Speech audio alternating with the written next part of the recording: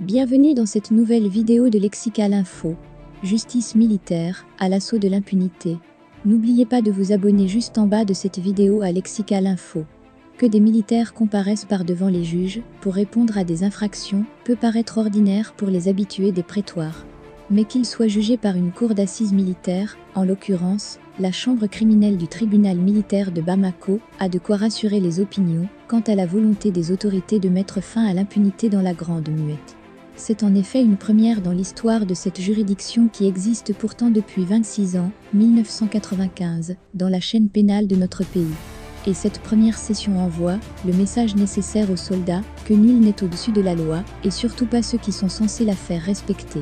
C'est aussi un message fort envoyé aux populations que l'État est de leur côté. Il était temps que la justice militaire s'affirme. Longtemps, elle s'est avérée, de l'avis de plusieurs observateurs, une caricature de justice pour n'avoir pas eu les mains libres face aux crimes commis par les brebis galeuses au sein de l'armée. Aux soldats criminels était très souvent opposée la justice des civils, dont la marge de manœuvre est reconnue limitée en la matière. Ces premières comparutions médiatisées devant la chambre criminelle sont, dès lors, perçues comme un signal fort, en ces temps-ci, où nos forces sont la cible d'allégations quasi récurrentes d'atteinte aux droits humains.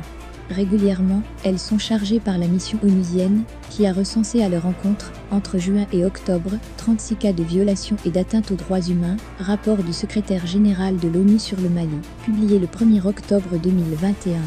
2 mois plus tôt, c'est la division droits de l'homme de la MINUSMA qui avait révélé qu'au cours du second trimestre, au moins 20 civils ont été tués, et 18 autres blessés lors d'opérations conduites par les forces de défense et de sécurité. À ces personnes s'ajoutent au moins 8 victimes de disparitions forcées. Les opérations antiterroristes seraient émaillées d'abus, d'exécutions sommaires, de disparitions forcées ou de détentions arbitraires.